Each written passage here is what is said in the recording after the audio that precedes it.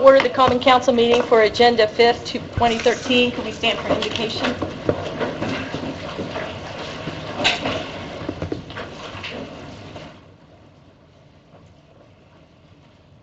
Mr. God, we thank you for this day. We thank you, God, that you continue to bless us and keep us. We thank you, God, for bringing us to dangers seen and unseen.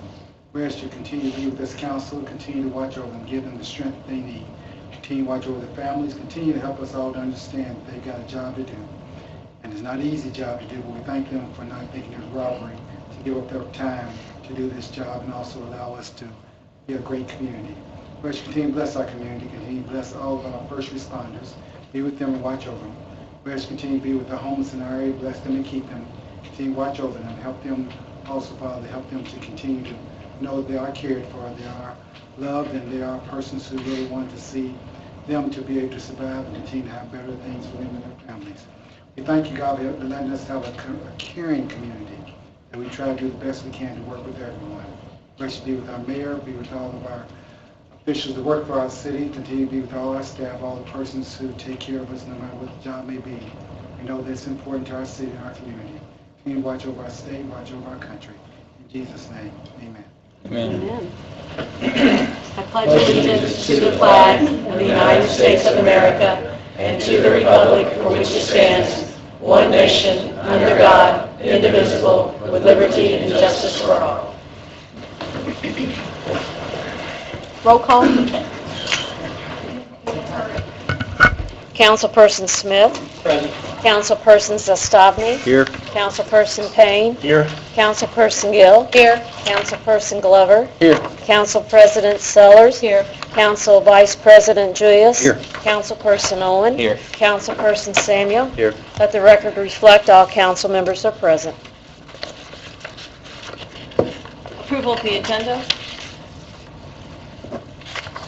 If there are no changes, I make a motion to approve. If I can interject before we Okay. approve that. So I think we need to add the, I didn't see it on here, where we name the person on the Economic Development Target Area Committee, or whatever the name of that is. Is it on here? Yes. Okay, Yep. I'll read that. So I'll second Matt's motion. I have a motion and a second to approve the agenda as presented. All in favor signify by saying aye. Aye. All opposed? Motion carries. Minutes to be approved. Motion to approve the July 15th minutes. Second. I have a motion and a second to approve the July 15 minutes, 2013 as presented. Any other questions or comments? I'll be abstaining due to an absence. All in favor signify by saying aye. Aye. All opposed? Motion carries. Claims to be approved.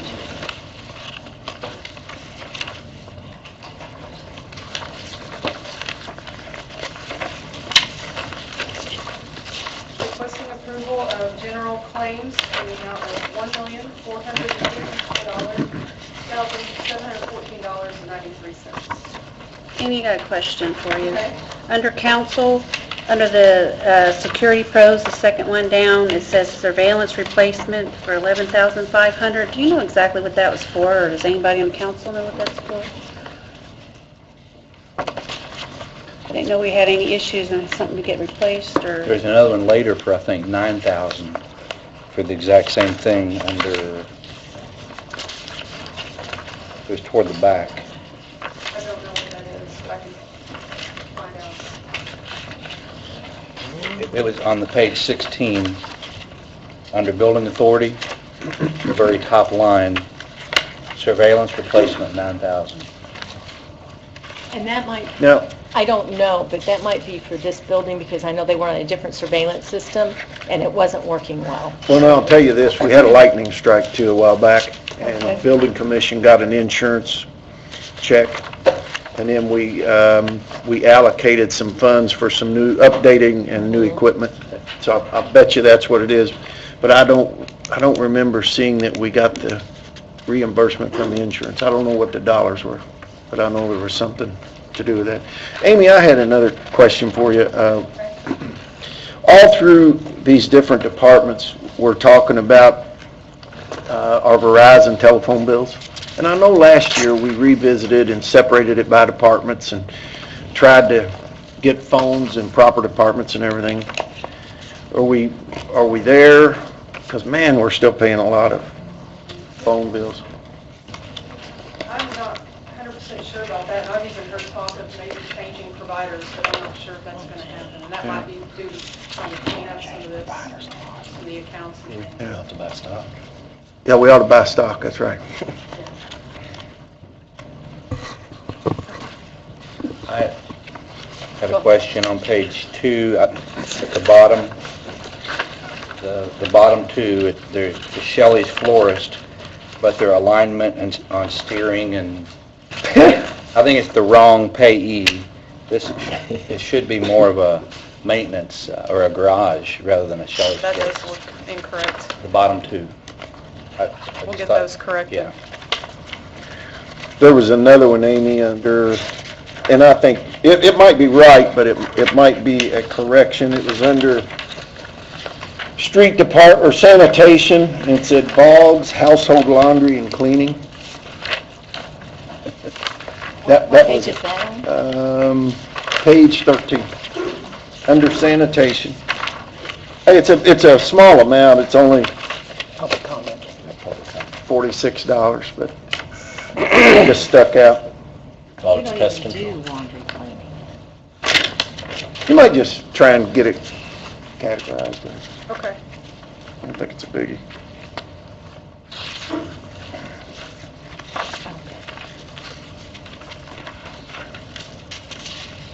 Coming out of Lowit, we have 14,000 and then a little over 7,000 for legal services with Baker and Daniels. Is that for our one Negotiating. executive session we've had, or is that for a couple of meetings? That's a lot. I would say it's A several. lot of meetings. Okay, I didn't know. It struck me that it was that much, so I wasn't sure. Wanted to ask.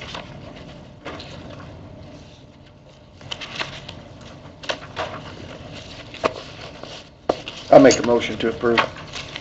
A second. I have a motion and a second to approve the claims in the amount of $1,454,714.93 with the corrections to the fire and to the Boggs Pest Control.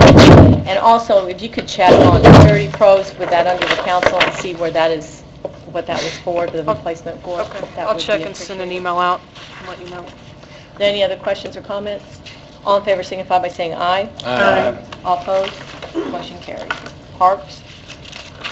Yes, requesting approval of parks claims for $78,232.29.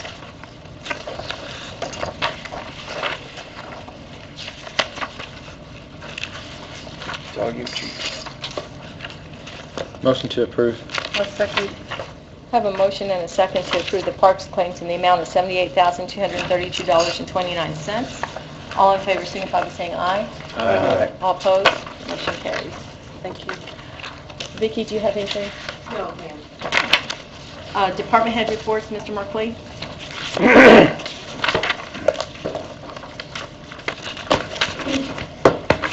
We're requesting, as you know, we have a grant from the state in reference to the Chestnut Street project, and the terms of that grant agreement, payment the terms require that it's an Ochre grant, and Dylan Rutherford's asked me to come before the council tonight to request that instead of having to wait for council approval, because there's a tight turnaround pursuant to the grant terms to get the contractor paid under the Chestnut Street project, that if the council would allow Amy as the controller to approve the claims for the grant before they're approved by the city council, and the approval would be based upon the amount of time that the grant money can sit in our account, because evidently it's a very stringent requirements, because it's federal and state dollars, that it cannot sit in our account for more than 5 days, I believe. That the council give Amy the authority to approve those prior to council approval, as long as the amount does not exceed the contract price that has been approved by the redevelopment commission with Pace Contracting. What is that amount? Total project is $494,000 or something like that, and we're responsible for one half of that. Les, what about the, I know they had a cost overrun on the sewer? The manhole in It's the my middle of the street. understanding that any expense related to that is the sewer's going to pick up that. So they'll be billed separately? Yes, For the, yes. I know Lynn has been in contact with the I know they contractor. ran into a headache because they had the Yeah. road closed a lot longer. Now we're also trying to deal with the water companies. Since we've got it open, we might as well see if we can go ahead and get the water main replaced as well. Upgraded? Yeah. Plus, the UEZ did split the cost on that. It was a 50/50 Right. match, just right at 500,000, so ours, the 250, I think UEZ went about half of that, so. Yeah. So, this is a request that Lynn's making because it's, I guess we've had some problems in the past with grant money staying in the account for too long, and the State Board of Accounts has had issue with that, and we're trying to avoid so that does not happen again. It's already appropriated. I mean, ultimately, the money is going to, I mean, obviously, the council's going to have to approve the claim at some point, but we can't. Amy, or you guys, I mean, was it workable? Yeah, I'll make a motion to I have pass a it. real quick question, Les. Is there like a consultant engineer on the project that kind of screens the claims Yes. from the contractors Yes. before we go to Amy? like Yes, you do? structure point, Okay, structure that would point, be for yes, construction yes. solution. Yeah, no, structure, American Structure Okay, Point so is they're the, going to review the claim, Yes. certify that it was appropriate contract? Yes. Then it goes to, okay. yeah, and River Hills is also the grant administrator. Okay. I want to make sure it's not going straight from like a contract No. straight to Amy. Consulting engineer screens it to make sure. I'll second. Okay, I have a motion and a second to approve Amy to approve the claims before they come before the council if needed. Any other questions or comments? All in favor signify by saying aye. Aye. All opposed, motion carries. Thank you. Mr. Lewis.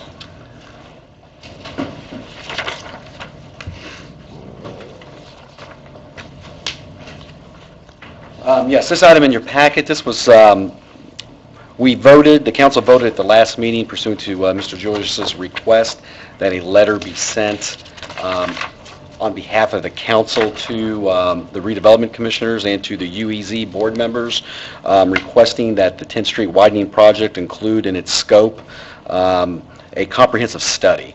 So I think we talked about that. Dennis shot me some ideas, some points he wanted to put in the letter. I think it's good, Scott. Okay, yeah, so this was in y'all's packet that went out, so I don't know if y'all had a chance to see it. No one emailed me for any changes, so. The only thing that I'd want to say is, and I discussed this with Braden from the Evening News a couple weeks ago when I brought this up, I got quite a few calls from 10th Street Association members because it said that I had said in bringing this up that before any more dollars are spent on 10th Street widening, I felt like this study should be done. That was nowhere in the scope of what I was trying to accomplish. So, anyway, I just want to go on record as saying that, you know, I don't want to hold that project up. I don't think the council wants to hold it up. I think we're in favor of moving forward under the guidelines that we had given thus far. And I like the letter, personally. Scott, do we have any idea what this study would cost? No, I mean, I've not determined what that cost would be.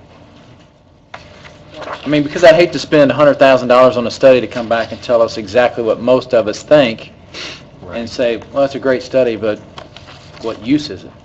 Well, I think that 10th Street businesses, people have asked for this to be done, and they asked when we met with redevelopment too. They said, and They did. I don't think you were at our last meeting, but when this was brought up, a lot of the 10th Street businesses think that if you widen the street, then 10th Street's just going to take off and grow. And we said, that's not the case. Look at Eastern Boulevard. It has not. So they have asked, and specifically some of the members on the UEZ, what is the plan for 10th Street? What are you going to do to help businesses come in and want to move there? Well, there's not been anything done. And there needs to be something done, and that's really redevelopment's responsibility. It's going to take some To do tools that. to encourage Yeah. business to want to relocate there. Maybe it's the business mix.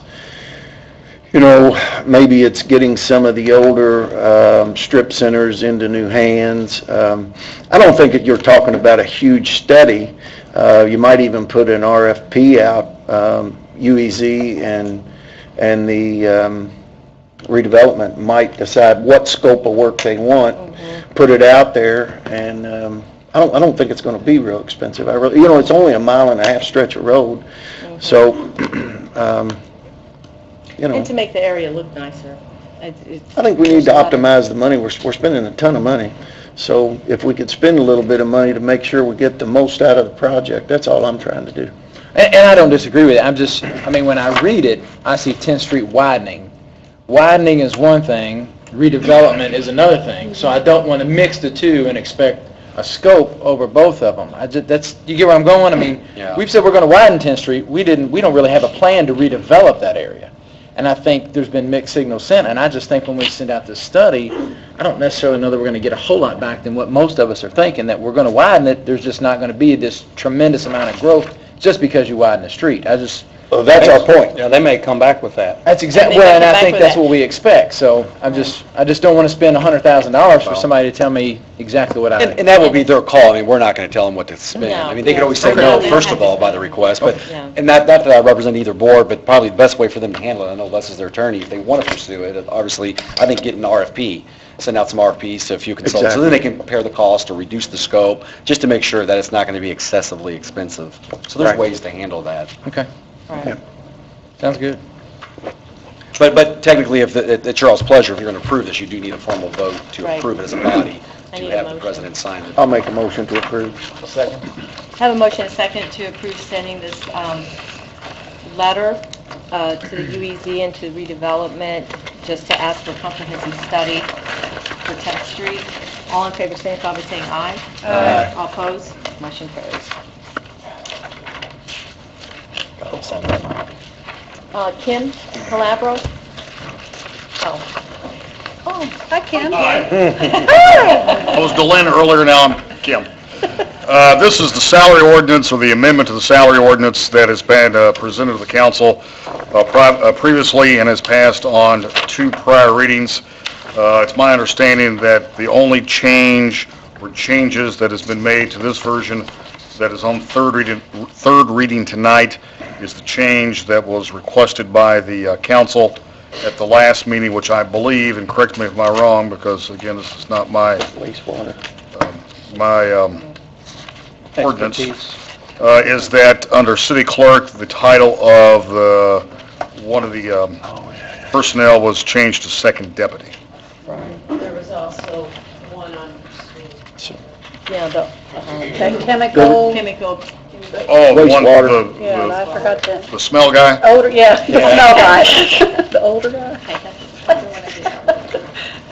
Has that position been filled?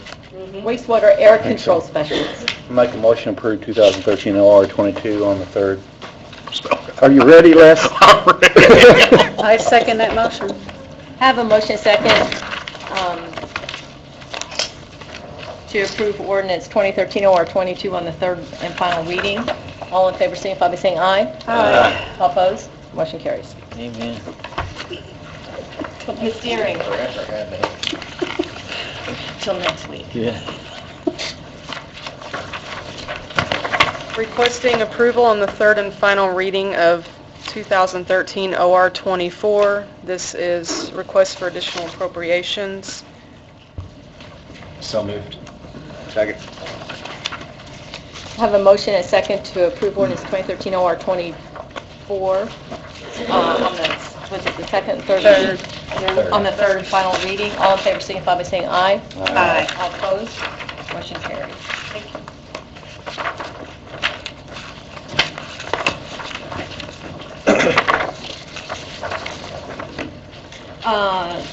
Under new business, we have the homeless task force.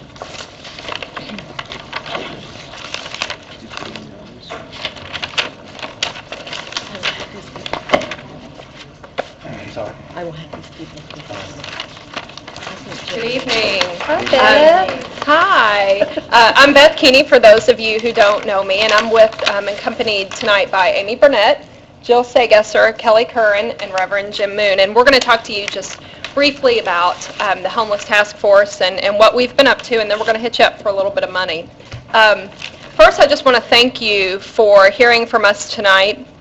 I really do appreciate your leadership and the mayor's leadership around this issue. I know this is one of those tricky things that might be easier just left alone, and so I appreciate you stepping up. I know as recently or as far back as last fall, Councilman Samuel reached out to some of the service providers in the area and asked to address some of the issues around I'm getting choked up.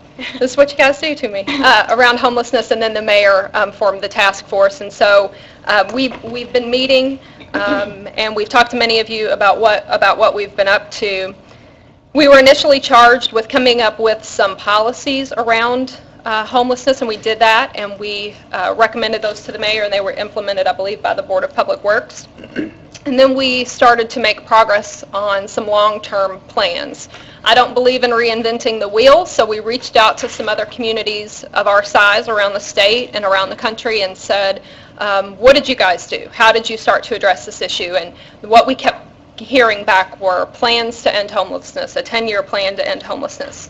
The plans, they said, were significant in tying the pieces of the continuum together so that it wasn't one agency or initiative that was addressing the full scope of homelessness, but that it was pulling prevention together, it was pulling the emergency pieces together, and then pulling the housing pieces together, the transitional and permanent housing together. So what they told us was this was really important to get that coordination piece together. I know that the mayor has relayed to us, and I'm sure that many of you have gotten calls as well from local businesses saying, we've got homeless people camped out on our doorstep, and this is keeping customers from coming into our business. And whether or not we agree with the stereotypes placed on homeless people, they exist, and we know that that at least there is a perception by business owners in our community that it is hurting their business. So we think it will help with business retention. We also know from our emergency homeless providers, the folks actually on the street, that right on the other side of the Big Four Bridge, there are several homeless camps, and it is absolutely their belief that when the Big Four Bridge project is completed, that we will have an influx of additional homeless people in downtown Jeffersonville.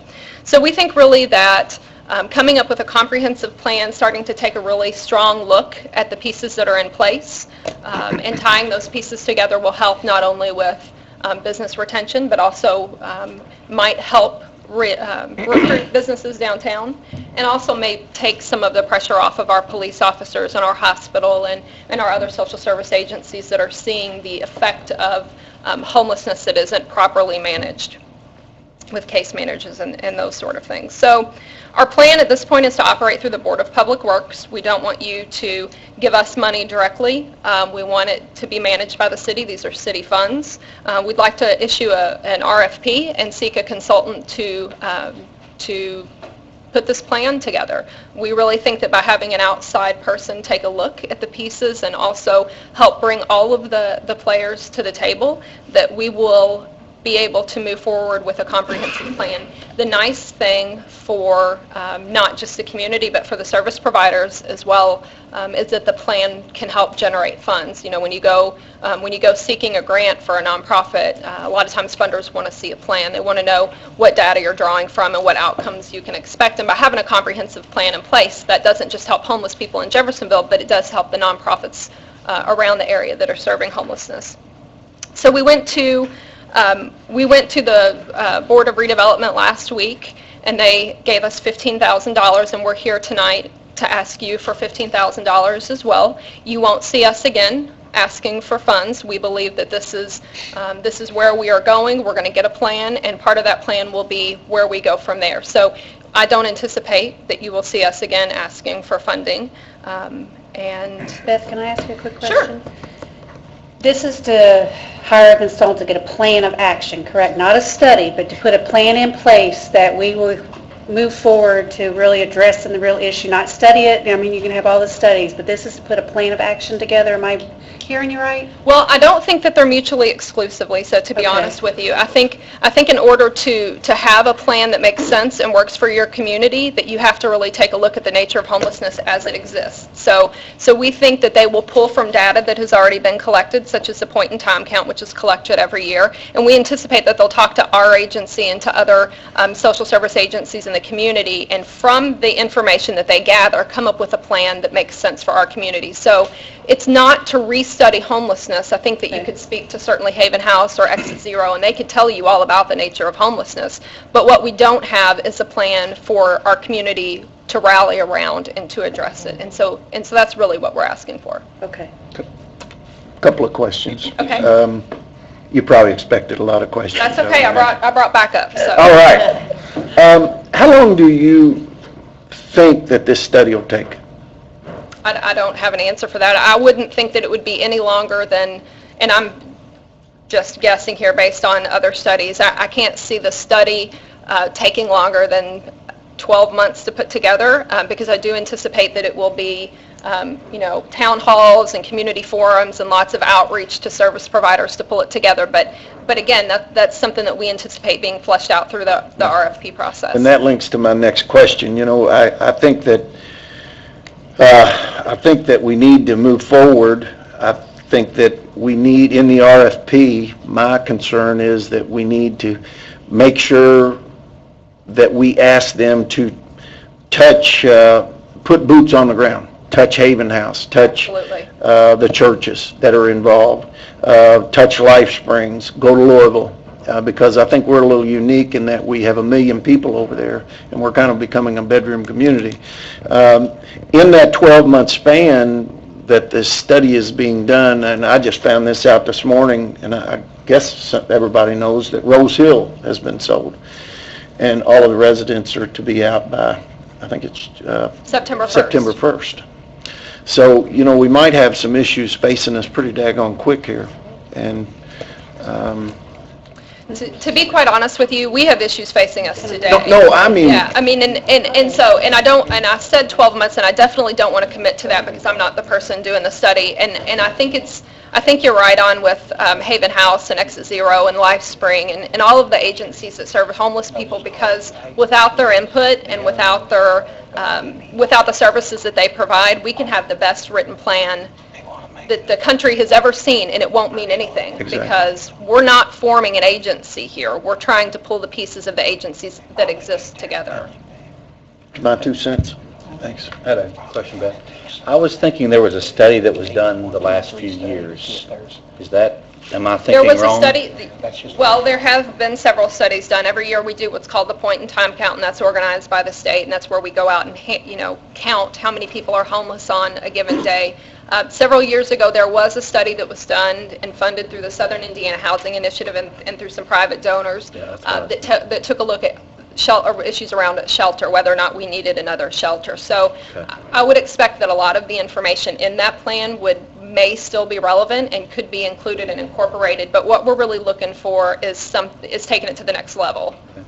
Not just looking at shelter issues, but also looking at where are homeless people eating and who's feeding them and who's working on the prevention piece. What are we doing about imminent foreclosures, and how are we stopping people before they ever become homeless, and those sort of issues. And so the consultant will be working with the task force, right? Yes. You all aren't dissolving, you all are all going to work Right. together? Oh, okay. Right. I'm no expert on this. I just know there's a problem, and I want to do what I can to help. But we do have a piece of this that I would like to, when we talked about boots on the ground, the churches, the existing ones like Haven House, but include our law enforcement. I had some very candid conversations earlier today. Nathan was privy to that conversation. They see things and know things that we don't know, and they have to address a whole other aspect of this. If they can just be included or We actually talk have to 2 or police whatever, officers because on the task my force. eyes were open because they get a call. They have to respond to, even though they're stereotypes, I would just like for, it's not Jeff Police, whoever, because we're a community that has to deal with this. But I just think they really bring a unique aspect to this. I absolutely agree, and I certainly know about that. We have 2 police officers that serve on the task force as well, and they're in a different role really than social service in general, because nobody calls the police to say, go to this homeless person and tell him thanks for being a nice guy. They call to say, tell him to get off my property. And so they're already in a confrontational situation when they get that call. So we definitely think that there's an education piece, both for social service and, for law enforcement as well. But we really think that the plan will help to pull those pieces together. Is this the actual task force? See, I've never been told, I don't know who the task force is. I've Okay. never seen anybody's So this name. is some of us. This is almost all of us. We Okay. also have Paul from Exit Zero. We have Officer Martin from Jeff Police, and Scott Merchant from, thank you, Scott Merchant from Clarksville Police. Okay. I met on May 6th, I think Dennis and I met with Pastor Moon, and we had a discussion. It was a very good discussion, actually, and so I pretty much committed to this project. One thing that I would like to see is before I call it an RFQ, request for qualifications, I think that's what Les called it. Before this is sent out, I'd like to see it. Sure. And the reason being is we have some neighborhood, the neighborhood groups, Rose Hill, and of course we got Franklin Commons that's right there, and I think boots to the ground's a good term, but there's so many pieces to this, and I want to make sure that we do cover the bases, because $30,000, I don't know what where'd you come up with $30,000? $30,000 was a number that we heard several times in talking to the other communities with respect to what they paid, and then also talking to a couple of consultants from like the University of Louisville who did this sort of community planning. So that's just kind of a ballpark. Yeah, we don't know, it could be half that, but we can say that we can limit it at $30,000. So we might get a refund. I also will not commit to a refund. I was just trying. Yeah. But As soon as I get a refund on taxes paid, you'll get a refund. But at some point, I'm asking for myself, and I guess the rest of the council is, I want to be informed. I want to be part of that, not necessarily part of your group. I didn't know who your group was. I heard Beth Keeney, and I talked to Pastor Moon in May. This is how many months we've been, I don't want to say dragging our feet, but it seems like we've been dragging our feet. So, but I would like to, and I guess most of the council would like to see occasional just updates. Sure. Who the members are, because I never had any idea. I heard you hear scuttlebutt, but as far as really who they were, I didn't have any idea. How often do you all meet? Well, it varies based on what's going on. We've got several meetings coming up very quickly. We've got one this week and one next week, not necessarily to address this issue, but to try to help some of the to help some of the service providers that are boots on the ground trying to address some issues. As far as how often we meet, a lot of times it's informal. It's through email and on the phone, and we're probably emailing back and forth 2 and 3. The last week or two. Yeah, 2 or 3 times a week. So. And we've coordinated meetings with different department heads, with the police, as just issues have come up. So this is kind of a 2-part thing that we're trying to do. We're trying to help to the extent we can with immediate issues, if there's communication, if we can be a liaison. This is the long term that we're talking about tonight. We think that we need a long-term plan also. And I would expect too that, we're kind of this, almost like the initial steering committee of the task force. We really envision, as a consultant is brought on, that we'll be bringing a lot more people in, committee structure, people that are going to need to be involved. We've been small at this point to just kind of sketch out a plan of action here just to get to this point. Well, I know I could probably speak for the council. Thank you all for doing this, for your time. A lot of people say, we have a homeless problem. I don't see that. I see it as we have people in the streets that need help. That's the way I look at it, and I'm sure I can speak for the whole council. Thank you all for your time and your energy and getting this all going. And we really appreciate your leadership in this as well. Beth, I got a quick question. On your 10-year plan, in speaking to other communities, where have you seen this plan implemented from? Does it come from the council? Does it come from Board of Public Works? Does it come from the administration? Does it come from the task force? Where do you see this plan implemented from?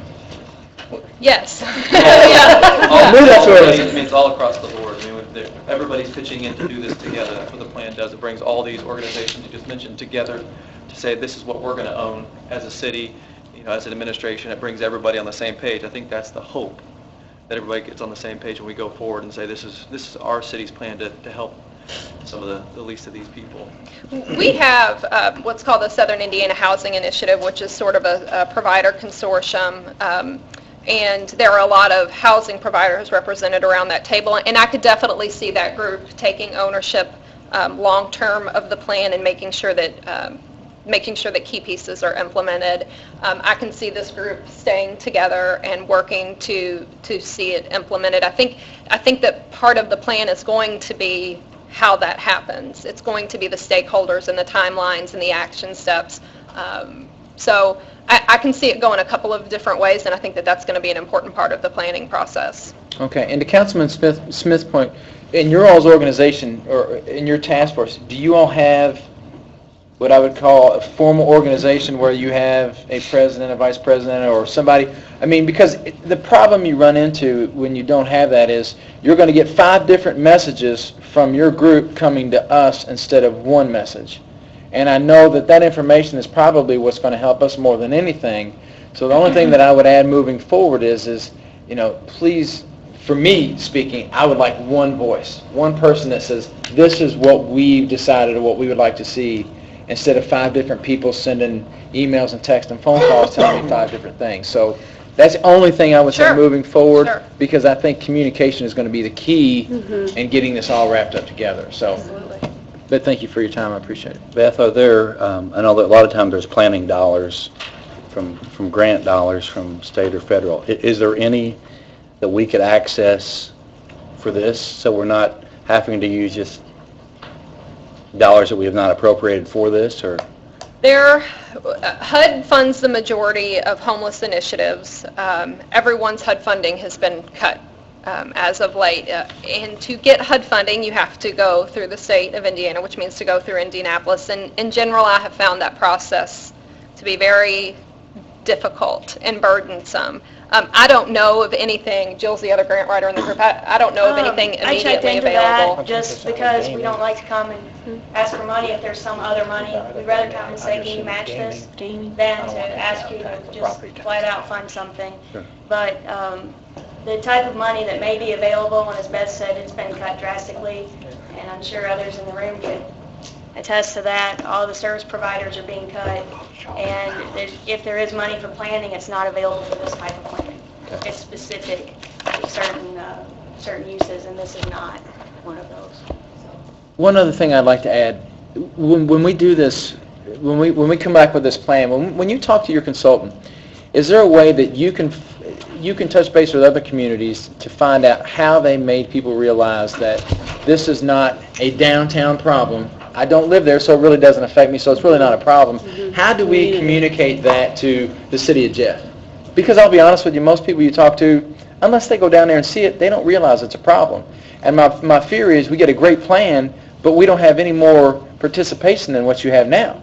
If it doesn't affect me, I'm not going to participate. So how do we, I would like just that for that consultant to find a way for us to be able to communicate to the whole community that says this is not a downtown problem, this is a Jeff problem or a regional problem. Sure. So if we can get some guidance on that, I'd like to see that too. Sure.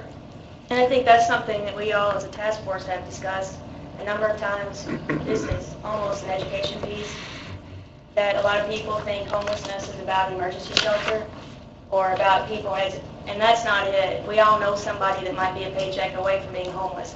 You may not know that they are, but I mean, there's so much that goes into this issue than just people living on the street, that we've got to get that information out to everyone. We've got to educate everyone on all the aspects of homelessness, not just the people living on the street.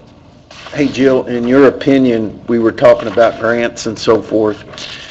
Once we get this up and running and feel like we've got a plan of attack, do you see some funds available out there that either matching or grants? Honestly, and anyone else can speak to this, the way we've looked at this is that I don't know if we'll ever be able to, unless the climate changes with a lot of federal grants, I mean, all the programs are being cut, everything more competitive. We're looking at this to try to tap into some resources that we have here locally, maybe not state and federal, but private resources, either foundations, anything, private citizens. I know this community is a very caring community. People may not realize that or think that every day, but it is. And there are a number of people that we have heard from that would be willing to help if they, if we could just kind of bring people together and focus it on all the aspects of it. So that's where we think that will help, and also maybe some private or foundation funding. But I don't anticipate there being a lot of, unless the climate changes, a lot of state and federal grants that we'd be able to access. I do think that on the flip side of that, I don't think it's going to be traditional homeless funding. I think it's going to be funding for specific services. So it might be grants to help homeless children receive counseling at Child Place or at LifeSpring, or helping to get kids to their school of There's homeschool, there's funding instead for of kids that are instead of homeless at at school. I mean, there's certain programs that have funding. So I think specific that for certain things. I think that is going to be the funding opportunity, not necessarily money for building a new building. Amy, I was looking in here, and this is our, what we just handed out, and we show we have a little over $300,000 in gaming revenue. That's probably pretty accurate? I don't think we've received our revenue for this year yet, but Well, I mean, I would like, with the council's permission, I would like to take it out of gaming revenue unless you have another thought. I think we have the revenue. I talked a little bit earlier to Heather, we do have some revenue coming in from our gaming shares of gaming revenue, which, for the people that don't know what that is our money we get from Horseshoe in Floyd County. And that varies. It depends on how many, I guess you gamble, I don't know. But anyway, I'll just make a motion that the city of Jeff, we'll probably have to go through the Board of Works, but we said... Also, if there's not like an appropriation specifically in place to do this, but you're going to have to show qualifications. Has an appropriation process. I guess I'd like to make a motion to start that process. Yeah. Request for And then I would like to take it out of gaming revenue. The study. And Mike, can you add to that? Didn't you say earlier you made sure we get the request for qualifications? Yeah, well, yes, So I that'd want, be in before and I know I talked a little bit to Les about it, and I think he gets it, that we want to, we want to be involved, not necessarily right there with you, but, I like personally, and I think for the majority of the council, we want to kind of keep in touch. And the RFQ is something that I want to make sure, whether it's the neighborhood group, because this is going to be a long process, and I think the boots on the ground, the people that does this study, when they go talking to these people, that's so huge, because every community has to be totally different. And that's why, at some point, rough draft or whatever, if we could see it, kind of review it, we might have some questions or additions or whatever, and I don't know if redevelopment asked for that, but I think we would ask for that. Sure, that's no If problem. that's okay, but I'll make that as a motion. I'll second that. I have a motion and a second to grant $15,000 to the Jeffersonville Homeless Task Force from the gaming fund. To initiate the additional appropriation process. To initiate the additional appropriation. Oh, we can add it into the one tonight? However Amy can make it work. Yeah. Amy and Heather over there ciphering. All in favor, signify by saying aye. Aye. All opposed, motion carries. Okay. Thank you. guys. Thank you all. Now, I have some people who also want to speak on this, Okay. okay? You want that time? Barb, Yes. Miss Anderson? Yes. Okay. I brought some things for you guys. First, I want to thank you for approving the money. I've been waiting for a long time for my city to do that. And the first thing I want to give you is a strategic plan to end homelessness that was written by the National Coalition for the Homeless for the country. And it's an excellent guide. Took us a 2-year process, and if you'll look on page 2, you'll see why I want you to see it. In addition to that, I have before me the Housing Needs Assessment and Strategic Plan to End Homelessness. It was written in this county in 2002. It was actually a $30,000 effort at that time. And it was written by the Indiana Coalition on Housing and Homeless Issues and administered by River Hills Economic Development Corporation. It is a wonderful assessment and a guide. None of the funding sources have changed. The good news is, and you all may not be privy to this yet, is that the budget for HUD has been flatlined, so there will be federal funds available for addressing many of these issues. A permanent supportive housing, which is about to get its first shot in the arm in this area through Life Springs on September 1st, will definitely have resources available. You cannot believe the number of people in town right now who need those services.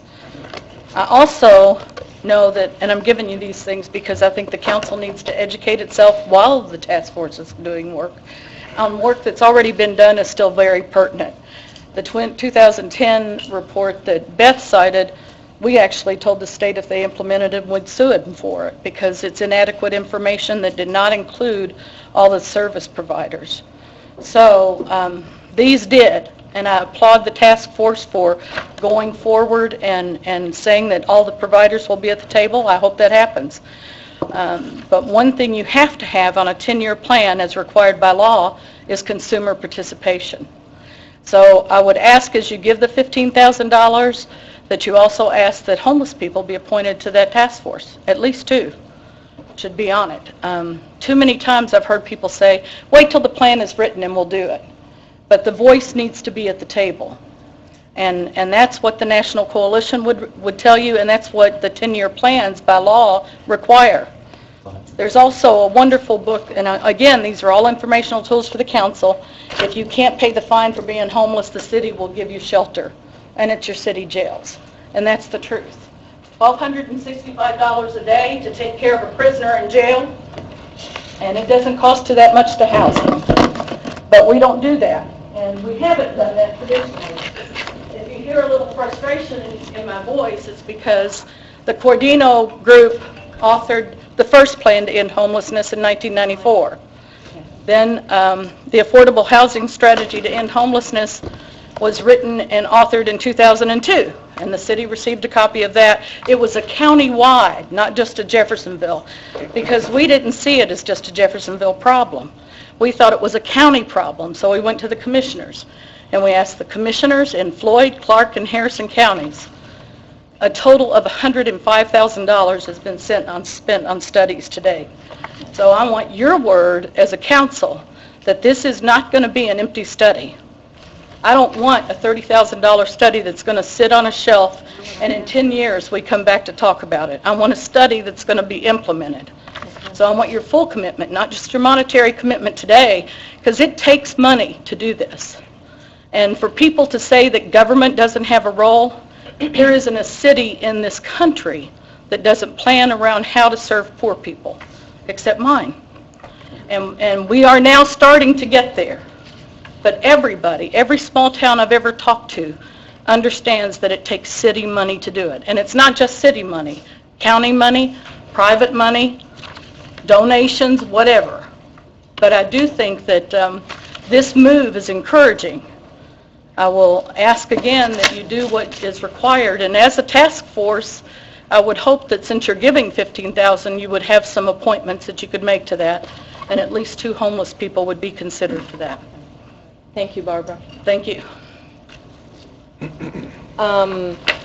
Ms. Mallard? Did I say that correctly? Okay. I'm new at this, so my name is Sharice Malott. I'm a homeless person. I stay at the Haven House. Drugs didn't do it. My husband got laid off, and I got cancer and couldn't work. And so, there's more to... We have been studied to death. I've known a lot of homeless people, and I've been homeless a while now, and we've been studied to death. I feel like an animal in a zoo sometimes. And I know it takes money, and I know it takes time, and I know it takes planning, but people like me don't have a lot of time. You know, I'm running out of time. So I would love to be on that task force to be able to help people, you know, give something back to the Haven House and then to the places that have helped me out. But, you know, I try to tell people to stay at the Haven House for 6 months to a year, because you know what? Your first paycheck, if you can get a job, is not enough to just move out and live your life. You'll be back at the Haven House. I've seen it. And like right now, I do have Medicaid, but my husband is ill. He can't get it. There's no health care for him. I can't get housing because he's a felon. So public housing isn't an option for me.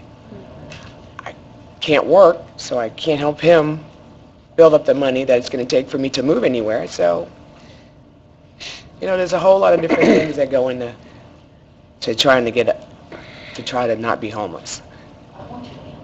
And, you know, I just wanted to let you guys know that, you know, I have a degree in English. I'm not an idiot. I'm not a dope fiend or anything like that. Things just happen, and now I'm stuck there. And people don't want to be stuck there. We'd like to know that our government and you guys are looking out for us, because sometimes we can't look out for ourselves.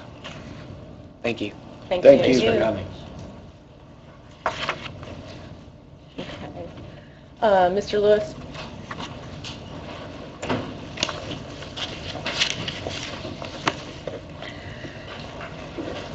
Yes, this next item on the agenda is an ordinance, a proposed ordinance amending ordinance number 2012-OR-24 to include the Worley Athletic Complex construction project as part of the Visiting Park non-reverting fund. And Amy's the one that had brought it to our attention that we really needed to do this type of ordinance to amend that ordinance from last year when we established the Visiting Park non-reverting fund. It was a very simple ordinance, the Visiting Park non-reverting fund, that the money for the construction project would be collected, deposited into that non-reverting fund, just so you could track it better, so it's separated from the general fund.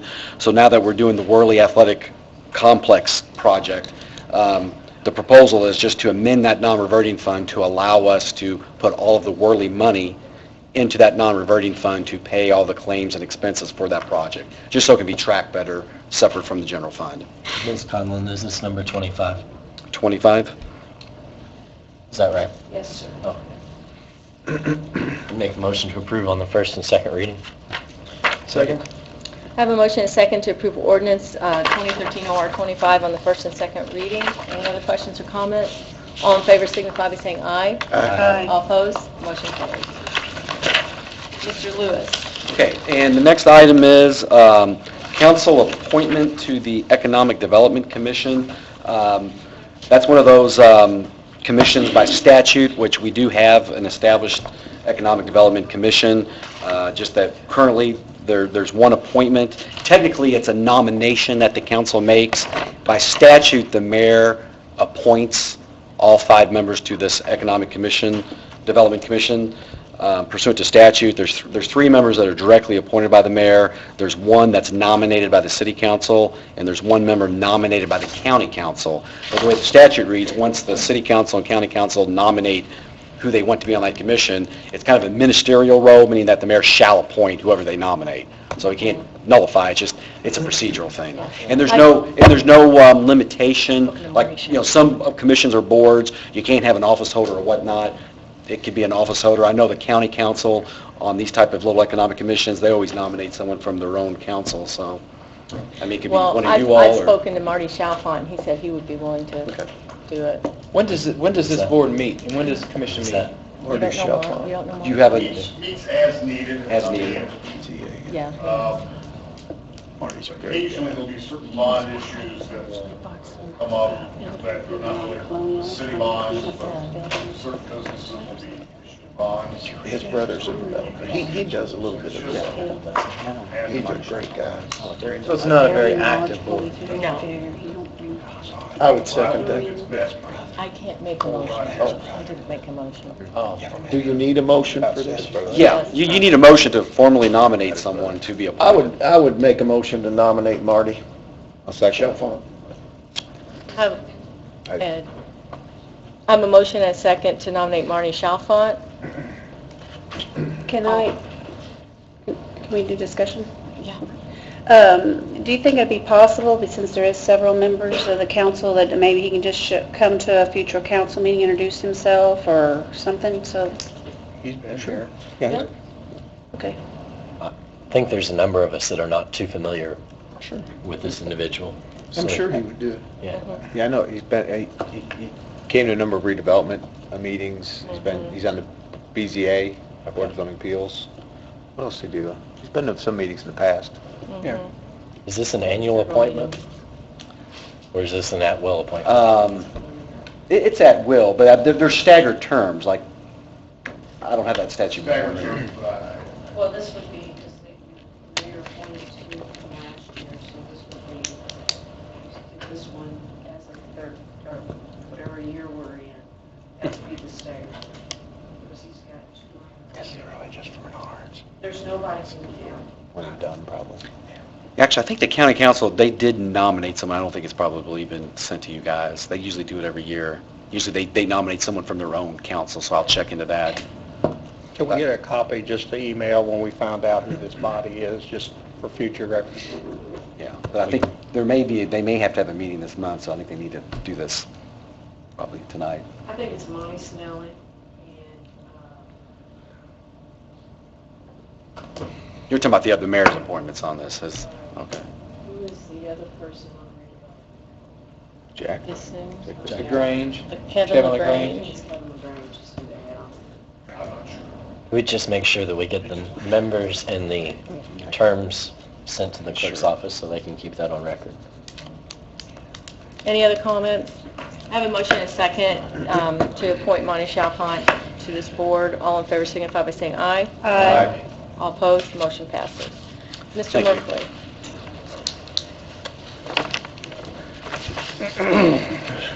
Oh, here we go. This is the infamous resolution that's been pending before the council for several months in reference to the bonds that the Jeffersonville-Clarksville Flood Control District is wanting to issue for improvements to the Cane Run and Mill Creek flood pump stations. It's for amount not to exceed $7.5 million by state statute. Both the Jeffersonville City Council and the Clarksville Town Council needs to approve a resolution before the flood control can move forward with these bonds. Clarksville has approved it, and the final step so we can move forward on this is for the City Council to approve as well. Well, actually, the final step is for the mayor to sign it. And when we had our meeting with Rita, you remember when we met, part of the discussion was, he said, unless we approve the pond, Nice Street Pond, he was not in favor of us just doing one or the other. So is he going to sign it, or is he going to? My understanding he's going to sign this. I don't think the pond is an issue. I don't really know why that's even being debated by either.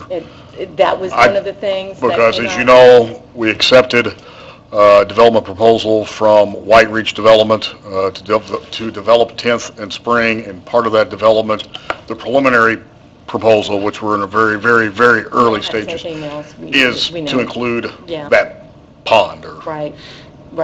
So. I would have him, I would prefer to see him endorse it first before I would support it.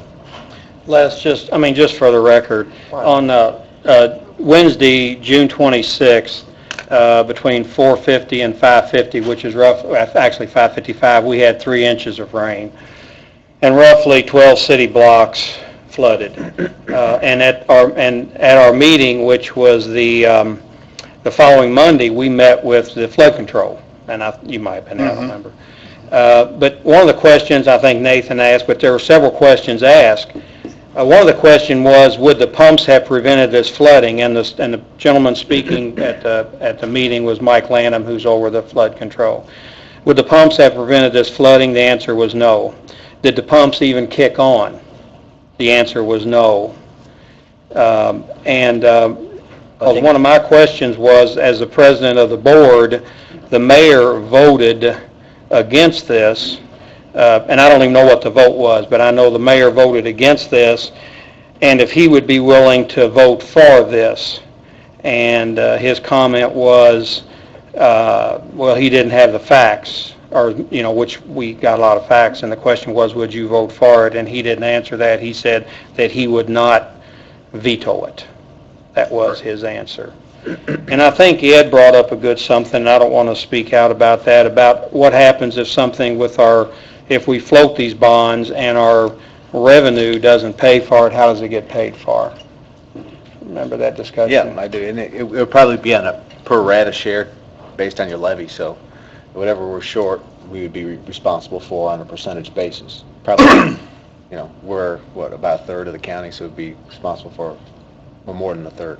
And how would that affect, would that come out of our general fund? Does that fall in how's that fall in our budget? We'd be obligated to pay it as a bond, but we could find whatever money we wanted to allocate for the shortfall. I mean, and I've sat through these meetings with bond counsel and with financial consultants, and they're fairly confident that the flood control district has the revenue to, I mean, obviously that's a possibility, because you never know what's going to happen 20 years down the road, but as we sit here today, there is sufficient. No, what it was is they're not sure because of the caps. Because of the circuit breakers? Right, because of the circuit breakers, how much short it Yeah, and there was an email, I think, that I received over the weekend from the financial consultant for the flood control, and I forwarded that to the council as a whole, that looked at what the impact would be on the circuit breakers for the city.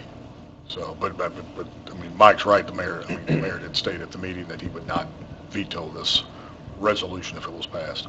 But he wouldn't agree to it because of the rate increase, which would be basically a tax, would go up. But the reason I'm not supporting this is going through these two meetings and going through this flood, we had 3 inches of rain, which we've had 4, 5, 6 inches of rain. So this is a pretty good rain, but it's not uncommon. But these pumps not only would have not prevented this in Jeffersonville, they wouldn't even have kicked on. So we're going to be paying I mean, and I don't claim to be an expert on this issue, because I got into it late because Tom was handling this before I came on, but it's my understanding is that if it's not only just a Jeffersonville issue with these flood pumps, it's a Clarksville issue, and if the flood pumps are not improved, the potential for flooding in Clarksville is greatly increased, so. And hasn't this also come from the Corps? The Corps' recommendation that they've been... Yeah, these pumps are 65 years old, so. Did they check in to see if there were any grants for anything like this to replace these? I'm sure they did. I mean, I came in. Don't say you're sure. I mean, You know what that means. I have no idea, to be honest with you. I'm not happy about supporting this at all, because for one thing, when we're sitting there with Mike Lanham, I guess I don't know if he's president, but he's head of it, they haven't kicked on for 2 years. He said they have not kicked on for 2 years. Well, that's why they want to lower them, isn't it? So No, that they would no, come on he at said- an earlier time? No. That's what Andy told us. Why do they want to Yeah. lower them? When we went down, Because the level gets too high before it kicks on. They're wanting to lower it so that they will kick on. Well, that's what I'm saying. I'm saying if that's not why, then why? Because she said no. I don't know. I just know that they haven't kicked on for 2 years, and I don't think they've needed to for 2 years. The last time that we had the flood was in 2010, was when Clarksville, and if you remember the hotel, all that area was flooded, and they were concerned that that whole end of Clarksville was going to be flooded. They were trying to bring in pumps from Cincinnati. They were trying to get pumps from everywhere to stop that flooding from occurring. But my fear is if we vote no as a council and then we get a heavy rain and then they flood, I feel like I'm going to be partially responsible for that. Well, would that open us up from a lawsuit with Clarksville? Well, we say open for laws. I mean, anybody can. I know that, but that's a factor we have to weigh here is making this decision, because we got to consider our effect on Clarksville. Clarksville has passed this, correct? Yes. What's the resolution number? 21? Make the motion to approve resolution number 21. Can I request a roll call? I was going to. Okay, sorry. Well, we need a second. Second. I second. We have a motion and a second to pass Resolution 21 regarding the flood control and the issuance of bonds. Can I ask a question real quick? When Mike, you stated that this bond would add to an increase in sewer rates, is that correct? No. It would, and don't hold me to this, but if from memory, it would, within the flood control district, a house that is assessed at $100,000, it would increase, I believe, approximately $23 or $25 per year. It's an additional assessment to a property that was within the flood. Within the flood. So only those properties within that district. If you don't live in there, I live in it, but most of you up here don't, so. And I know I'm not supposed to speak, but I will, if you allow me. But that area is pretty big. It's a pretty good-sized area that this will affect. Didn't they say it went near, like, Perrin Park, all the way down that way? Yes. And it takes in, I believe, some of the North Haven area, too. So $100,000 assessment, $23 a year. Basically, if the water would flow in that direction, it's in that district. When the rain falls, if the water would flow that way, it's in the district. I know this is a tough one, but I personally went down and seen them, and I guess listening to, because I am the liaison for the Drainage Board, I did call several of the Drainage Board members. Sadly, this is going before, because the Drainage Board members are actually tomorrow evening getting what we got in our workshop. The plan, or the study is being presented to them, and it's just one of those, okay, they need to be replaced, but then we got the, well, if we can't pay this bond, it's a tough spot. But but I physically went down and seen them, and Andy and Bill Dixon was there, and the way they explained it, and looking at the pumps at the Corps saying they need to be replaced, I don't know, it's just... Okay, I have... Going down and seeing the pumps and seeing where they want to, how they actually look and where level the water has to come up to before they kick on. I mean, these are huge pumps, and they really do need, I mean, I would agree with Andy when he says they need to be lowered to come on at an earlier point in any type of rain event. But what they did say was that some of the properties will still flood before the pumps turn on. So they're improving it, but they're not solving that problem. Not solving the issue. That's why I think the two of you are disconnecting there. There's still going to be properties flooded before the pumps turn on.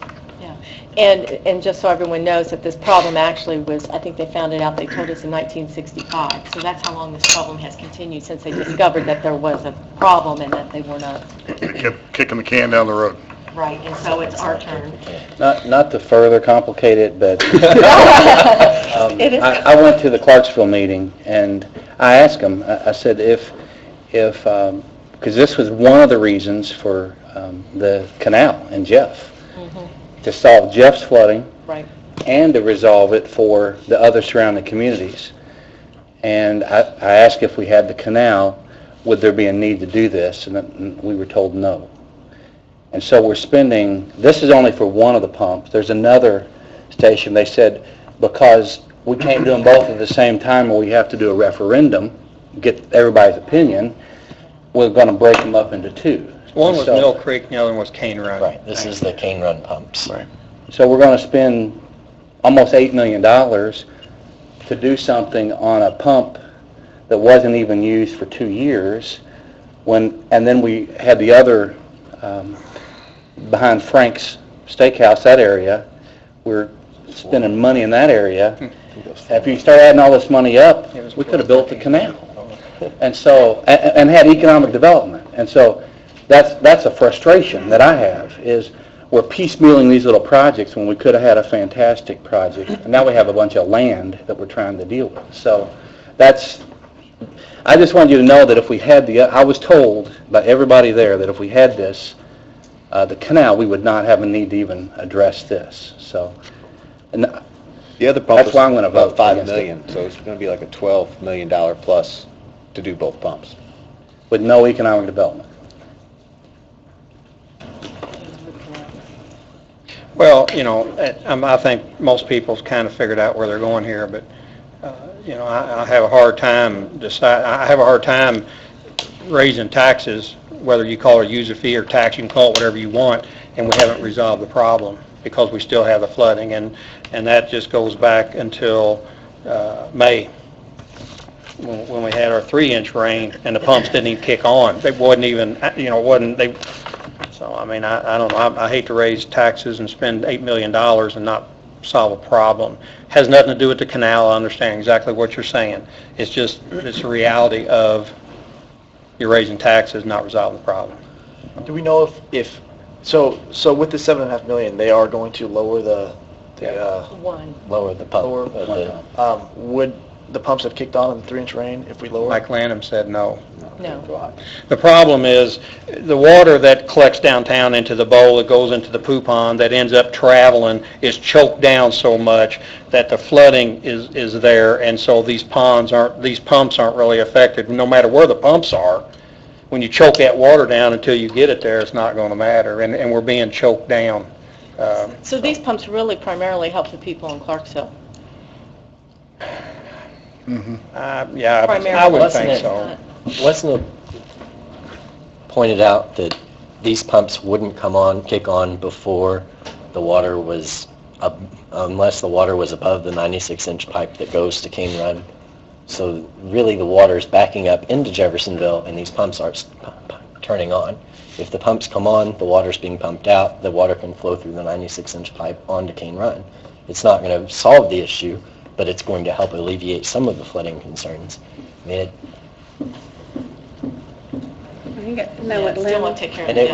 it was 2 pumps at Cane Run, not one. It's one set of pumps at Cane Run and then one set of pumps at Mill Creek. And I could point out that this issue of these pump stations has been on the drawing board with the flood control district for at least 2.5 years, even when the canal was on the table. So. Well, I know that there was conversations, at least behind the scenes, to use this money to help for the canal as well. And I'm just saying, I mean, it solves the same problem. I don't know if it ever would have got to an official level of being passed, but I know that there was discussion that pumps needed to be changed. It's going to cost $10, $15 million, and it could have been used for the canal. Just saying. I call question. Councilperson Smith? No. Councilperson Sestovny? No. Councilperson Payne? No. Councilperson Gill? Yes. Councilperson Glover? No. Council President Sellers? No. Council Vice President Julius? Don't get all choked up. I'm trying not to. What'd you say, sir? No. I'm sorry. Councilperson Owen? Yes. Councilperson Samuel? No. Fells?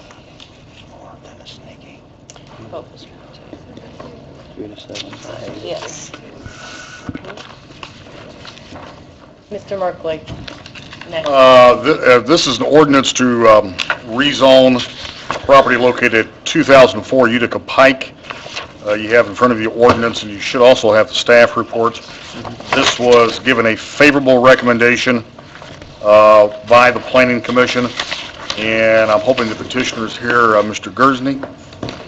He's here, and if you can come up and explain to him exactly what you are proposing. Yes, my name is Kevin Guernsey, and I recently purchased the property at 2004 Utica Pike. My intentions is to change it from an R1 to an M1. If you notice the structure, it was built as 2 separate buildings with like a 10-foot breezeway between the 2 buildings. And the previous use of it, they had up to 14 children. They had 9 foster children plus their own children. So there were several people residing there. To the west of me would be the Marina Del Rio, which is a business all down my west line, property line. And on the east side, there's a 10-foot high fence that cuts me off from all my neighbors, all the way of my whole length of my property line, a 10-foot high fence, which has a lot of undergrowth over that. The front of the building that fronts on Utica Pike, there will be no changes whatsoever other than just widening my driveway a little bit. So there will not be an effect to the residents across the street. Nothing done to the outside of the structure other than cleaning up and weeding and everything. So there's multiple M1 zonings, I think. I think I hit a golf ball to 2 different developments that have multifamily developments from my address. So my intentions is actually to make a duplex out of it, but I understand your M1 allows up to 4. I really don't plan on putting 4 units in simply because they told me if I go over 3 units, you have to put sprinklers in, and that becomes pretty cost prohibitive on an existing building. So that's sort of my plan for the property. Just so I can say, I'm on the Planning and Zoning Commission, and the number of people spoke, and most everybody said if it's a duplex, they're fine with it, but they're concerned if it was a fourplex, that there'd be additional traffic and concerns. So, but the commission agreed to give a favorable recommendation, thinking that that would be a proper use for the property. Yeah, it's been vacant for I don't know how many years, and it's the property was really going down in value and not being taken care of, because I know the city was having to go in and take care of the property. So, It's actually got, just for the record, it shows on the actual ordinance paper 2004 Utica Pike, but on our agenda is 2005. 2004, it's 2000. it was a mistake on the Okay, agenda well. by me. Okay. I'll make a motion. No, that- well, no, I think we have to have a public hearing. Can I do that now, Lon? Yeah, open up. I would like to open up the meeting to public hearing for the zoning change of the tract of property located at 2004 Utica Pike. Is there anyone who wants to speak in favor or against? Okay, with no one speaking, we are going to close the public hearing. Does anybody Make a else? motion to approve 2013 OR 26. Second. I have a motion and a second to approve ordinance 2013 OR 26. Any other questions? All in favor, signify by saying aye. Aye. All opposed? Motion carries. Thank you.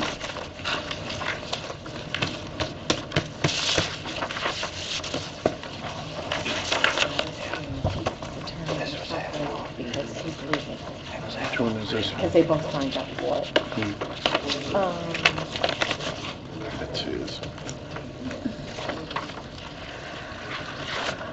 Mr. Merkley, the second. It's another rezoning ordinance. This is for property located at 1410 East H Street. This received an unfavorable recommendation from the Planning Commission. The petitioner is Jeffy Mag. Jeffy Mag here, or someone representing Jeffy Mag, petitioner.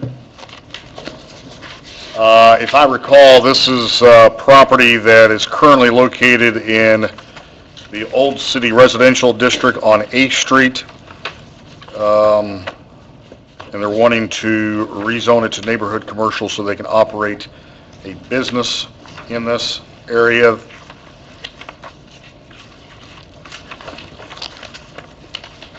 And if I recall, there were several residents that appeared to speak in opposition to this, but the petitioner is not here. That's right. A number of people spoke up against it, and the commission also had concerns when you look at neighborhood commercial, there's other permitted uses that could go ahead and operate there without any, without any change of zoning or anything like that, just by right, I guess. And so there's concerns that between the people complaining about the current usage and about possible future usage under the neighborhood commercial, that the planning and zoning gave an unfavorable recommendation. And it is primarily located within a residential district. Is this a public hearing? Yes, it's a public hearing. I'm going to open the floor to public hearing. Anyone here to speak for or against the zoning change located at 1410 East 8th Street? I've got to give a nice pause. No? Okay, with no one being here, we're going to close the public hearing. I just want to say that generally, I'm a very pro-property owner, and I feel like I feel like people should be permitted to do what they want with their property, but seeing as the property owner's not here, I don't think it matters too much to them, so I'm not going to be supporting Well, zone change. There was quite a few, I think there was like 3 or 4 that spoke on this. This was actually a business that was brought to the city's attention. We had no idea it was being operated out there, but we also received a letter, I don't know if that was in our packet or not. So I actually went down there and observed everything they had said in this letter and and the ones that spoke. Those houses are so close together, and they were saying, this was open 7 days a week, so there was a lot of traffic in and out. And being that it was right in the middle of the block, right in the middle of all the houses, that's why I thought, no, it's just not a good fit. So that's why So procedurally, if we're against it, we make a motion for it and then vote it down? You still have to vote in the affirmative, or make the motion in the affirmative. Well, Nobody you has to make make a a motion to, like, or can die for lack of a second. It can die, yeah, I mean, I think, Deny. it can die for lack of second. I mean, I've Then they never, can bring it I back. think if you read Robert's Rules of Orders, That's true. there's no such thing as a negative motion. Okay. Motion and negative, so it can just die for lack of But then they can motion bring or it back, second. right? Well, even if you deny it, I think after a certain period of time, they can always petition again for the rezoning. It has to be months, though, several months. I personally would rather just take action and show what the vote is for, or negative, or against, I should say. What's the ordinance number? 27. With the anticipation of voting against this, I'll make a motion to pass 2013 OR 27. And since it's a rezoning, it's only 1 reading. A second. I have a motion and a second to pass ordinance 2013 OR 27. All in favor, signify by saying aye. All opposed? Aye. Motion passed. Everybody's paying attention. I thought someone had slip on that one. I was hesitant. Ms. Deary? I was getting ready to ask, can you explain?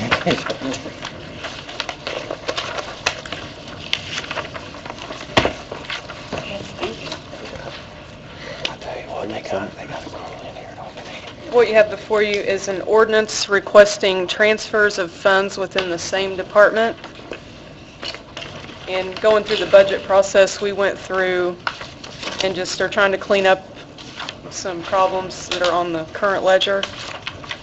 So it's shifting appropriations a lot of times from a 300 to a 200 or 300 to a 400 series item.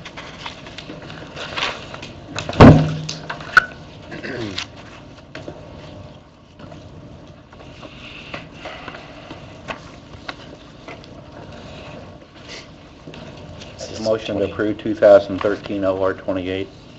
Second. I have a motion and a second to approve ordinance number 2013 OR 28 First and second. on first and second reading. All in favor, signify by saying aye. Aye. All opposed? Motion carries. Ms. Deary? This item is a resolution requesting to initiate a special appropriation. This would have to be advertised. And it's sort of along the same lines as the transfer request. Under the parks activity, you see several items there. The ice rink was not appropriated any budget for this year, so that's what that is. I know there's going to be a transfer out of edit into the Worley construction account. Those are the 2 large items. And I'd also like to add the gaming appropriation that was approved earlier tonight with the homeless. And that appropriation number is 226, oh, okay. 321-395. And it's gaming other services. Correct. So that's going to be 38.6. You're just changing the total? Basically, that makes more sense, yes.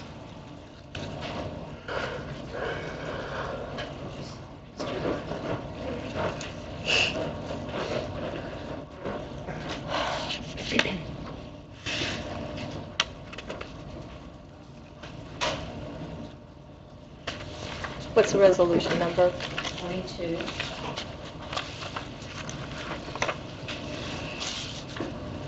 Make a motion to approve Resolution 2013 R22. I'll second. I have a motion and a second to approve resolution 2013 R22. Any other questions or comments? All in favor, signify by saying aye. Aye. All opposed? Thank you, motion carries. All right, we are to council comment. And I have a comment. Where did he go? The stuff's over there, so maybe come back. Last, I wanted to ask about redevelopment. And then,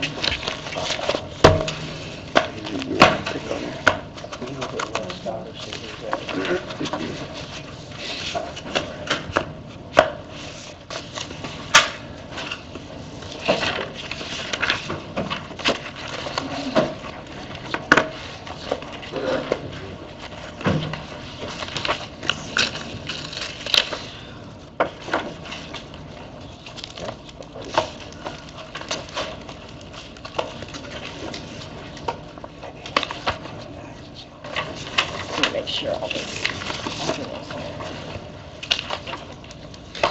Pass these to Vicki. Okay. Oh. Okay. Sorry, Les. We're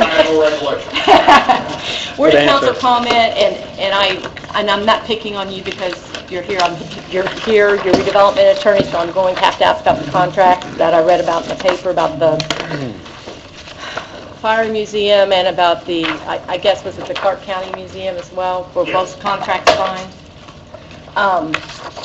First of all, I was under the impression that that had to go before the council before anything happened.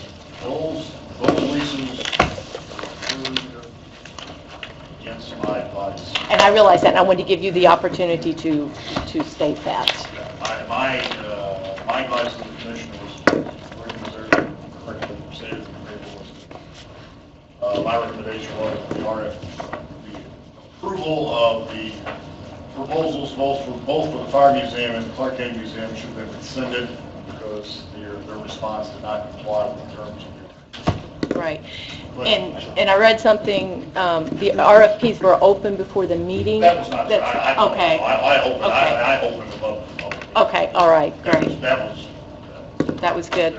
Okay, so what do we do now? Was that Braden's fault? Was that Braden's? No, that wasn't his fault. That was somebody Look at else. Braden shaking his head. Nope. So, Even if it's a front yard fee, I still think those have to come back before the city council. That whole area. yeah, it's nothing there. So what is our next step? Well, here's the problem. I just brought this up earlier. I got a letter today because I'm part of the Vintage Fire Museum and different things. I don't know if everybody got one, and you got one, and they're already talking about moving, and they really want to stay in they want to stay in New Albany, but it looks like they're coming to Jeffersonville and so on and so forth. So, I really hate I hate that this is going on like this. We've got, but I don't know if we need to send a letter or something to somebody and state that they can't move there. I mean, unless the council approves it, we've already put that on record in a public Right. meeting prior. Once.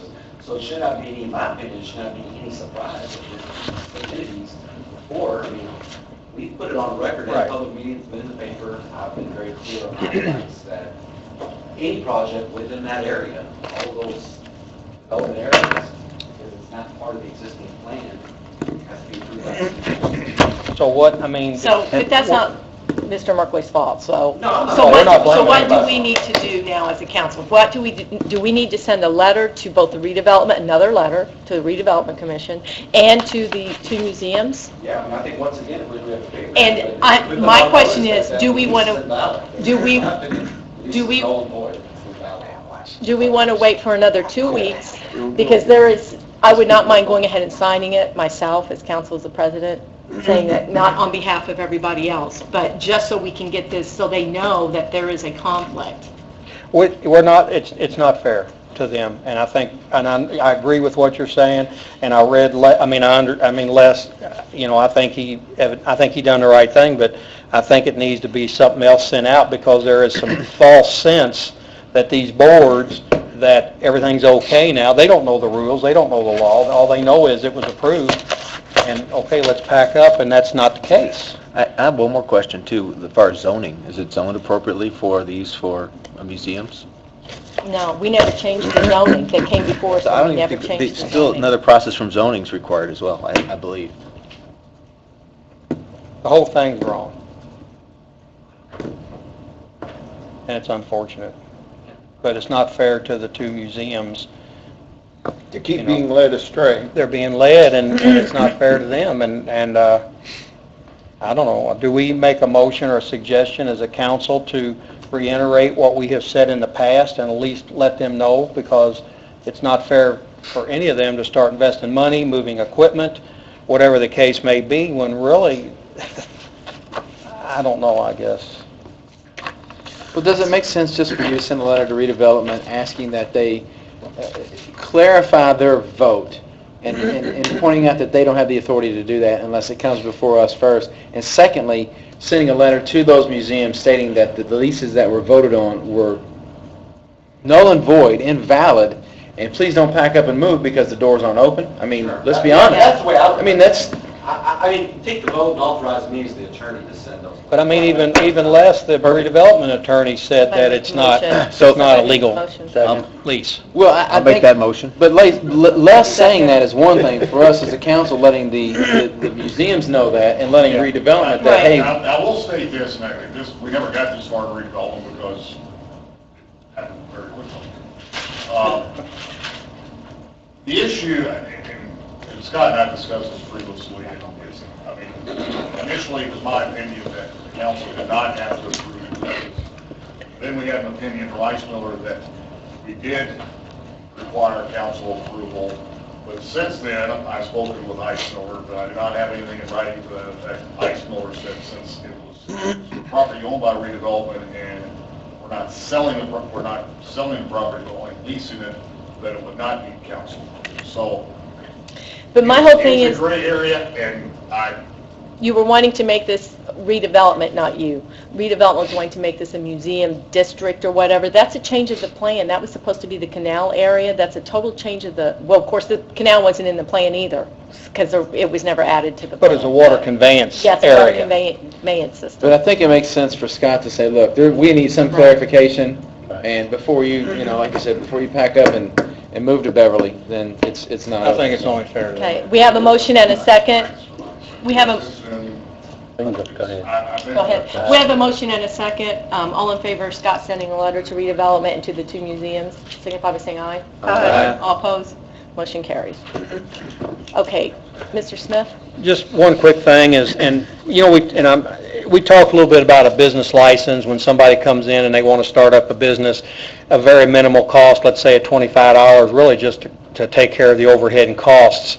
And this last, in the 1400 block of A Street is a prime example. If somebody's going to change something, when they get a business license, there's a process, and all this would transpire before anybody spent any time or any money on it, and it's not happened. So just something to think about. I just want to put that out there. I know I hate spending other people's money, but these people have spent a lot of money that they probably would not have to spend because it probably may not have got approved several years ago. So just something about the business license, of keeping track of businesses so everybody understands. We're one of the few cities or communities that do not have a business license. The first thing people come in is ask for a bit. Well, we don't have one, so they can go ahead and the realtor says, like Red Yeti, they can say, hey, go ahead and do what you want to do, and he signs it, and it's like, well, wait a minute.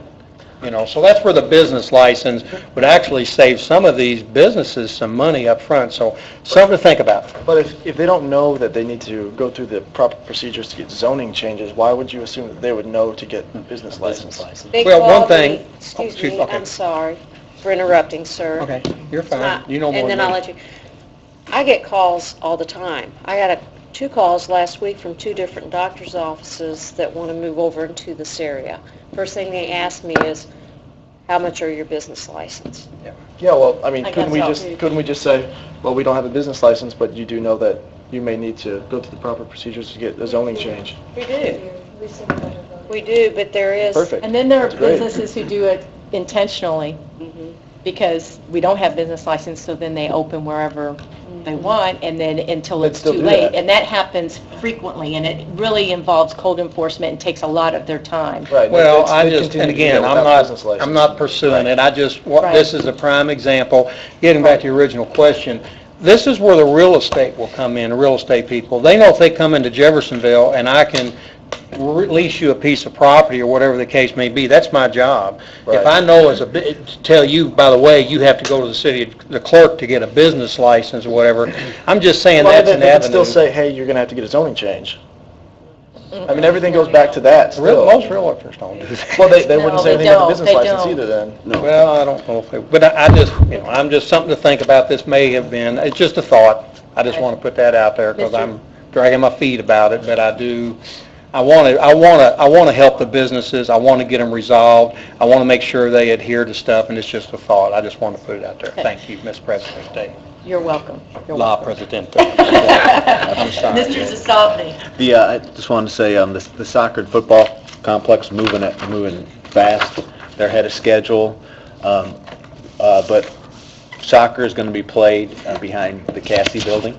So you may hear, I don't know if anyone complains about traffic back there. Football still will be at TJ, and there's going to be traffic problems there. Soccer's going to be played behind where, I'm sorry? The Cassie building. Off 8th And there's Street. 8th Street. 8th Street, near Parkview Middle School. Oh, Bridgeport School. Yep. There's going to be some soccer played also at Colston Park in the outfield. Yeah, I've seen they got the goals up. Yep.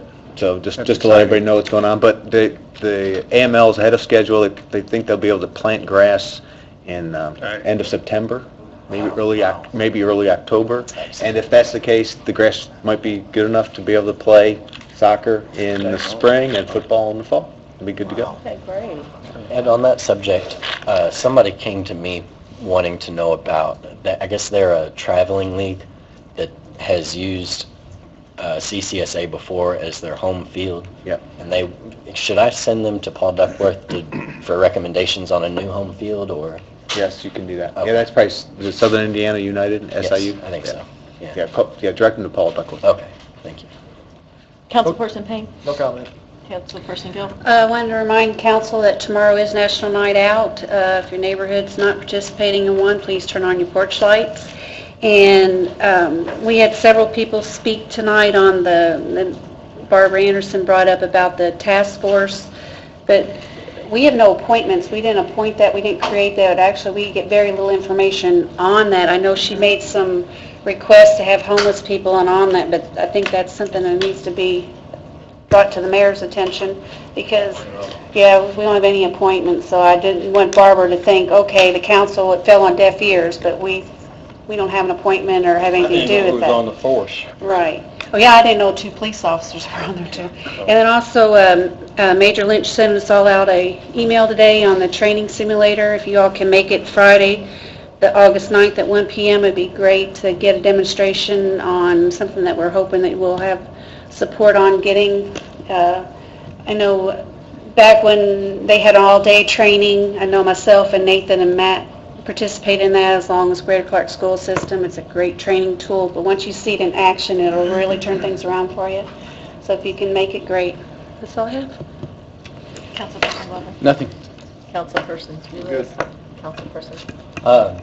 Wanted to point out the t-shirt today. It's from the Red Yeti. They sent these out to a few of us, I think got them on the council, but I wanted to wear it in support of them. They're finishing up, I think their designs are in for approval for the inside of the Cox building, with the state, and I think they're going to start working on the outside if they haven't already. So, am I out of time? Your time. You're over, buddy. So that's moving forward, and it's exciting. It's going to be a good thing when they get done. Also wanted to publicly thank the fire department, the police department for their service over the weekend. There was a house fire on Maple Street around midnight, 1 a.m. Sunday morning, and they were quick to respond. Jeff Police helped in the evacuation of some neighbors and also some traffic control. And then the fire department prevented a spread to neighboring residents. Thankfully, the residence that caught on fire was vacant, so there weren't any injuries, but good response all the way around. No Yellow Ambulance was on scene helping out with some of the hose lays and also too, so it was really good, to see the guys, do their thing. They're good at what they do. Also, Major Lynch, I was in the process of emailing you earlier when I got distracted, but I will not be able to attend Friday, but very supportive of that simulator. It's a really nice tool, and I'm glad we got the opportunity to use it earlier in the year. I think that's all I have. Councilperson Samuel? I received an email this morning from one of the Little League teams, 12 and under, a boys team, that asked if we would make a donation. We talked about that before. It's my understanding that all the teams have been beaten now, unfortunately, or it's over. Season's over. There's a better way. Whether they The season is in. whether they won, they won their last game and their season is over, they can't go any further or what. But nobody's going to the World Series, anything like that. She had asked me about us making a donation. I said I would ask the council. So I'm asking the council. Some people have commented about it. If you want to What would the donation share your be thoughts. Well, for, if they're not going any farther? I assume it's to help offset the costs that they incurred. Probably some reimbursement. I don't that's know. something, I think it really needs to come, I agree with Brian, it needs to come from whoever is over the Little League to let us know. We had some conversation before. They've already played, and as Nathan said, they're out. So they sent this on I think they left on a Friday. Some of them actually played on a Saturday and Sunday morning. Some of the games didn't end in New Albany until Wednesday night. So it was a short time frame, and when I sent out an email asking if we had the support, everybody said yes, and then Scott replied that we have to do it in a public meeting, and this was going to be the first public meeting we had. So they had already left and played and came back before we could ever make a motion to approve that. So we said next year, at probably June 1st time frame, Paul would probably be the best person to come to us and remind us that says, hey, keep thinking about the teams that may go to the Little League World Series and on. So I think to Nathan's point, I think we all would have loved to have done it. We just kind of got caught. We just got caught, yeah. Too late. So then I will respond and let her know that unfortunately due to the timing, we're not going to help this year because it's after the fact. But next year, our plan will be to try to get it on the front end and watch it ahead of time. Is that? They're not going to be happy with that because if I had a 12-year-old play, they're moving on, so they may not be there next. But anyway, yeah, I mean, it was just... Okay. Then another comment I'd make is I was in some meetings today. Well, we're still negotiating with the FOP, had some positive meetings today, all day meetings from just about a little bit before 11 till close to 5. And it was positive. Appreciate that. But during that conversation, when there was a small break, we asked about the situation with the homeless population downtown and kind of get the police's perspective. And I just thought it was really interesting. 2 of the officers that were in there, one of them said he'd been on the force for 17 years, the other, I believe, 15 years. And they said that the situation we have today is the worst they've ever seen. And they said it's getting worse. And so I think we're probably late in this whole process, but at least we're moving the process forward. And I thought that said a lot with those statements, and I thought I'd pass those on. And that's all. Okay. Anything else? Motion to adjourn.